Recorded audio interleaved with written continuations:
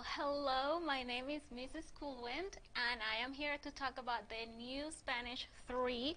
We are still going to be using our textbook, our Spanish 3 textbook, but the course is completely new. So let me just show you some of the highlights that we're going to have, the new things that we're going to have in this course. So Spanish 3 is going to build on the knowledge that your student, or you if you're the one that's going to be taking it, have from Spanish 1 and from Spanish 2. So you already know a lot of stuff, and now we are going to focus on polishing that knowledge that you already have. But we're also going to be digging a little deeper and going into more advanced concepts. We're going to do a lot of review, but we are also going to learn more advanced concepts. So it's going to build on that knowledge that you have from Spanish 1 and from Spanish 2. Something else that is going to be really cool, I think, is that we're going to have a lot of emphasis on the culture. And so I want you to feel very comfortable around the Hispanic culture. So if you know how to conjugate all the verbs, and if you know a lot of vocab, but if you're not comfortable about the Hispanic culture, then it's not going to be really good. So I want you to feel confident, and I want you to learn the why behind many traditions, and to expose you to different traditions, holidays, and things that we do in the Hispanic culture. Something else is that it's going to be the main emphasis of the course, and the book actually, is on missions. And so now that you have a lot of knowledge, Spanish knowledge, we want you to use it. We want to encourage you to use what you already know. And so we are going to have, as I already said, a lot of culture. We're also going to talk about idiomatic expressions. We're going to talk about food. I'm actually going to take you to my kitchen, and we're going to make some stuff there. And we're going to make sure that you are very comfortable with different aspects of not just the language, but also the culture, so that the main reason for that is that you can share the gospel with people. So obviously we're going to go through the plan of salvation, and we're going to also encourage you to write your own personal testimony, but I want you to feel comfortable enough with different aspects of the language and of the culture, so that you can actually share the gospel and be involved in missions, either abroad or even at your own home. You can do that. Okay, we have so many opportunities now.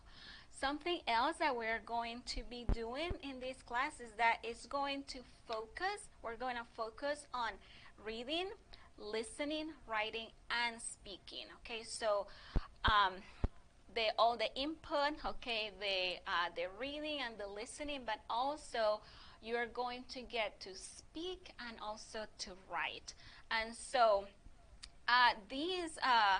the goals for this class are set by the World Readiness Standards for Learning Languages, and these goals are set by ACTFL, that is the American Council on the Teaching of Foreign Languages. And so the goals for this course are based on the national goals for the teaching of foreign languages. And so I hope you're going to be really excited, and you're going to learn a lot during our Spanish 3 course. And so we're going to focus on readings. As I said, our textbook has a lot of readings, and the readings are mainly letters from missionaries to Hispanic countries, and those missionaries are writing, telling us about what they're struggling with, what is happening in their mission field. And so through those letters, you're going to get a glimpse into the mission field where these missionaries are, but also you're going to get to learn little bits of culture and little things about that country. And so I hope you're going to have fun with that. And we are also going to have a lot of Spanish in our lessons. I'm going to be speaking a lot of Spanish in our lessons. I want you to get used to hearing the language. I want you to feel comfortable with the language, but I'm going to make sure also that I say what I'm, at least a brief summary of what I'm saying in English to make sure that you're actually understanding, getting the idea of what I'm saying. So just know that we're going to use a lot of Spanish, but I'm also going to make sure that I explain things to you in English so that you know what's happening. Okay, also we're going to have a focus on writing. So you're going to have opportunities to practice your writing informally, if you want to call it that way, with activities that you'll write on your own, but also I'm going to have you write some compositions. Now, something that is going to be a little different for this course, and I want to emphasize for this course only, and that is because usually we have a smaller number of students taking Spanish 3, and because it is a more advanced class. And so for this course only, we are going to have you write your compositions and send them to us. And our Spanish team is going to grade the compositions and then send them back to you. And so I hope that that's going to be really good for you so you can get some really good feedback. But also, I hope that it's going to be really good for the facilitators, because that way you don't have to worry about grading your child's composition or trying to figure out if you're doing it right. I know that some people feel very insecure grading Spanish because you might not be fluent enough or you're not sure how to grade. So hopefully this will be really good both for students and for parents. And we're also going to use some technology in this class. So we are going to use technology for you to practice your vocab, also for some grammar and verb conjugation, and also for some pronunciation. So you're going to be doing most of your homework online and most of the stuff is going to be auto-graded, and so you're going to get feedback right away. You're going to know whether you're grasping the concepts, whether you need to practice a little more, go back and review, or whether you're good. You got it, you are understanding things well.